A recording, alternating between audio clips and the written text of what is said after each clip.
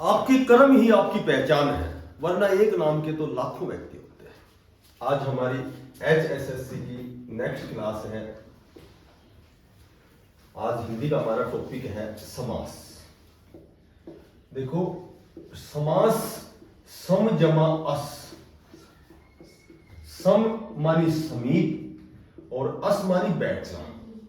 समीप और अस मानी होता है बैठना, अर्थात दो या दो से अधिक शब्दों का जो सार्थक शब्दों का जो परस्पर मेल होता है, यानी कि दो शब्दों के बीच में जब हम विभक्ति को हटा देते हैं, दोनों को पास पास कर लेते हैं, सार्थक शब्दों का जो परस्पर जो मेल होता है उसे समास कहते हैं।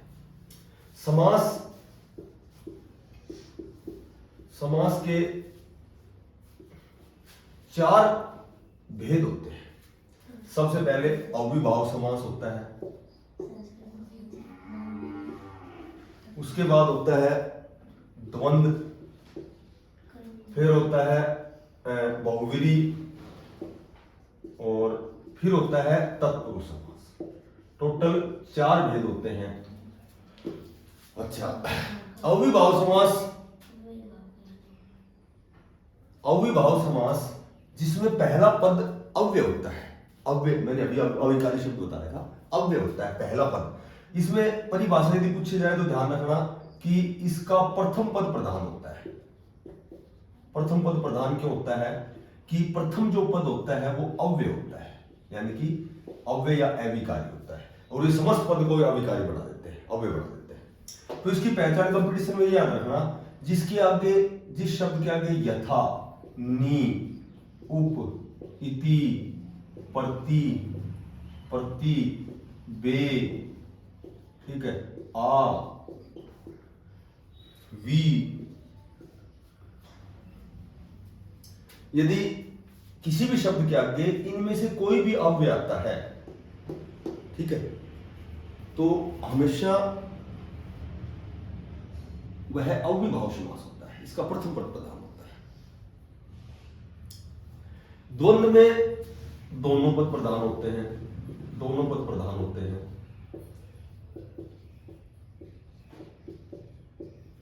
बहुव्रीहि में कोई पद प्रधान नहीं होता।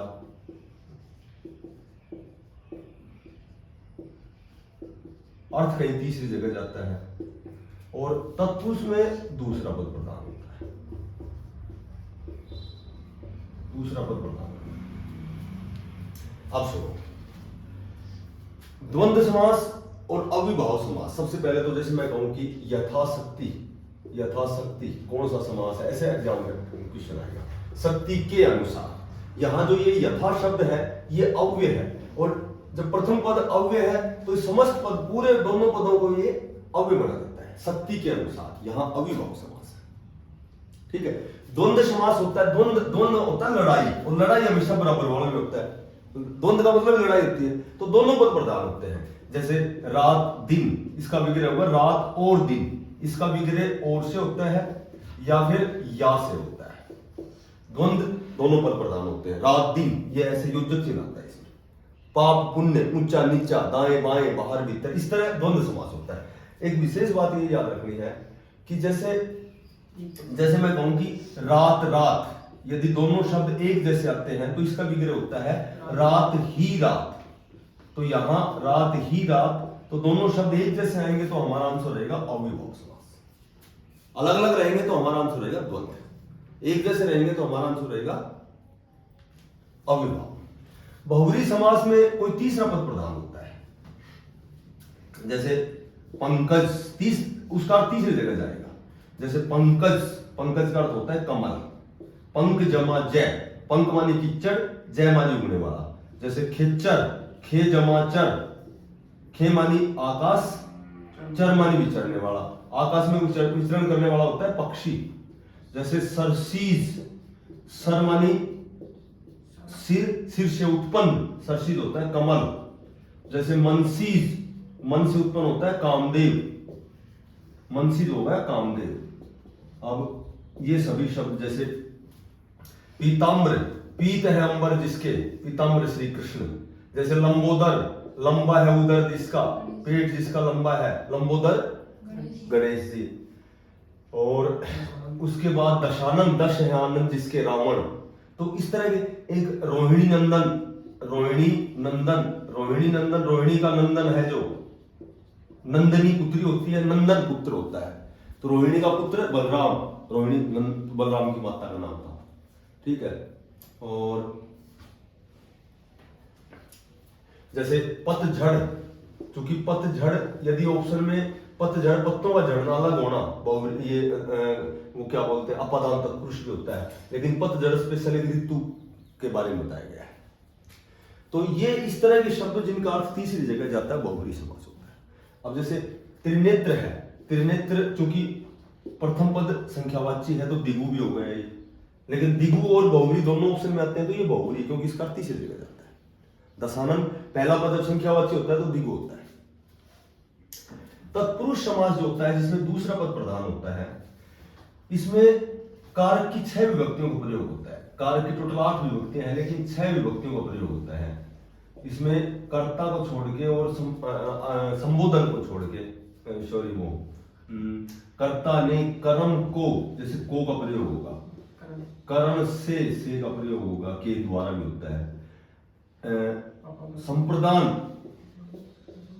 संप्रदान को के लिए का प्रयोग होगा। और क्या होगा, अपादान, अपादान से का प्रयोग हो गया। और उसके बाद संबंध, काके की, रा रे री ना ने नी, काके की का प्रयोग होगा। और उसके बाद अधिकरण में पेपर। इन 6 कारक की विभक्तियों का प्रयोग तत्पुरुष समास में होता है, में पे पर। अब इन विभक्तियों से जो भी शब्द टूटेगा वो सभी तत्पुरुष समास होते हैं। विद्यालय कौन सा समास है, विद्या के लिए, आल्य के लिए, यह आ गया संप्रदान तत्पुरुष, को के लिए। और मैं कहूं कि जैसे ग्रामगत, ग्राम को गत, ग्राम तत्पुरुष हो गया, क्योंकि ये ऑप्शन नहीं देंगे केवल तत्पुरुष आएगा। इन विभक्तियों से जो भी टूट गया वो सभी तत्पुरुष होते हैं, इसमें दूसरा पद प्रधान होता है। मैं कहूं कि जैसे सरदर्द, अब सरदर्द कौन सा समास हो गया, तो सरदर्द का मतलब सर में दर्द, तो ये अधिकरण तत्पुरुष हो, ठीक है।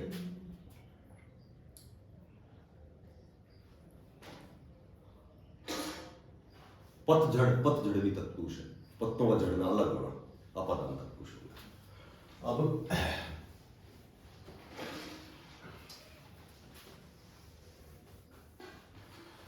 जो तत्पुरुष होता है, तत्पुरुष होता है, इसके भेद 5 होते हैं। तत्पुरुष के 5 उपभेद कह सकते हैं। एक तो होता है कर्मधार्य, ठीक है, एक होता है दिगु,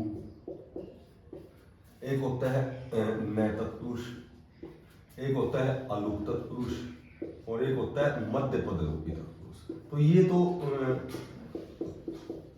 ज्यादा वाइड लेवल का हो गया, जैसे बड़े लेवल की जब एग्जाम देते हैं ना तो उनमें ज्यादा पूछते हैं। बाकी आजकल तो 6 भेद कर देते हैं, 4 वो गए, 5वां ये कर्मधार्य होगा, 6ठा दिगु हो गया, क्योंकि ये भेद है, ये तत्पुरुष के भेद है।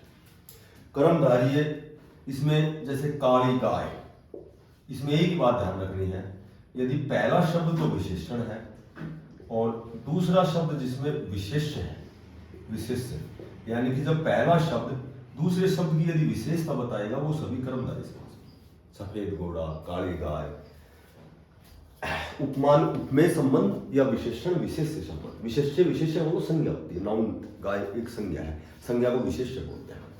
जब पहला शब्द दूसरे की विशेषता बताए वो सभी कर्मधारय होते हैं। जैसे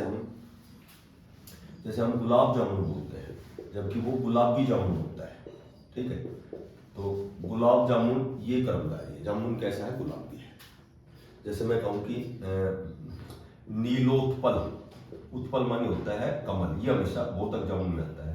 उत्पल होता है कमल, नीलो, नील, ये गुण संधि होगी, नीला प्लस उत्पल, कैसा कमल है, ये नीला, ये कर्मधारय हो गया, ठीक है।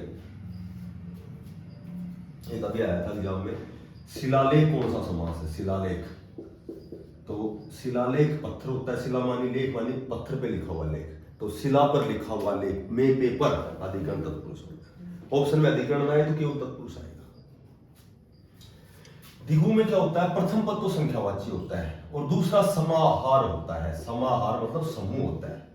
जैसे दोपहर, दो पैरों का समूह, दोपहर, दो, ये पहला पद संख्यावाची होगा, ये द्विगु समास होगा। जैसे चौमासा, 4 मासों का समूह, चौमासा, तो चौमासा ये क्या हो गया,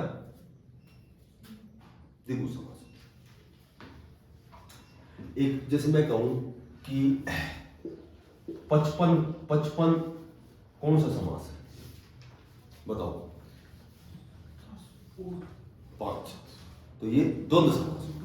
कभी भी ये मत सोचो ना 55 का मतलब द्विगु हो गए, संख्यावाची नहीं है। इसका विग्रह करेंगे 55 का तो 50 और 5, 54 और 1, 53 और 2, कैसे भी विग्रह कर सकते हो।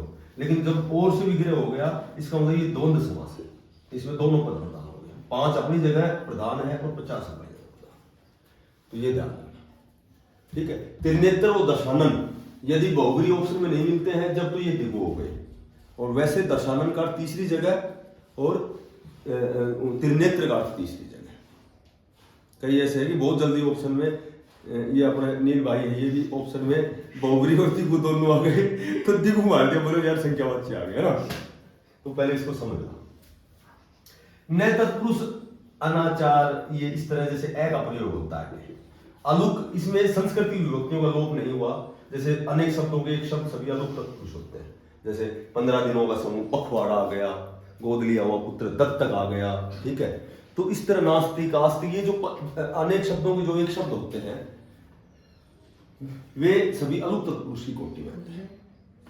न जैसे अनाचार, नहीं का, न मानी नहीं का प्रयोग होता है, आचार, अनाचार, इस तरह के शब्द होते हैं।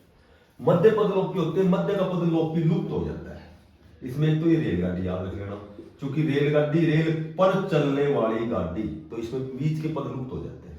एक जैसे दही बड़ा, दही में डूबा हुआ बड़ा, तो ये 2-3 शब्द हैं जिनको मध्य पद लोपी कहा जाता है। बट ऑप्शन में ये नहीं मिलेगा कभी भी। तो ऑप्शन में जब ये ना मिले तो ऑप्शन में रेलगाड़ी कौन सा समास है, तो तुम्हें तत्पुरुष कहना, ठीक है। दही बड़ा कौन सा समास है, दही में डूबा हुआ बड़ा, में पेपर, अधिकरण तत्पुरुष हो गया। पर इसको अलग से एक उपभेद बना दिया कि जो मध्य के पद जब लुप्त होते हैं वहां मध्य पद लोपी तत्पुरुष होते हैं। और जो ये 5 जो भी भेद हैं, यदि ऑप्शन इनमें से कोई भी ना मिले तो ये 5 भेद होते हैं तत्पुरुष के। तो इनसे रिलेटेड जो भी एग्जाम्पल है वो सभी तत्पुरुष ही कहने हैं आपको ऑप्शन में। अगर ऑप्शन मान ले कर्मधारी नहीं दिया गया तो क्या कहेंगे, तत्पुरुष, ठीक। तो ये समास हमारा बिल्कुल कंप्लीट।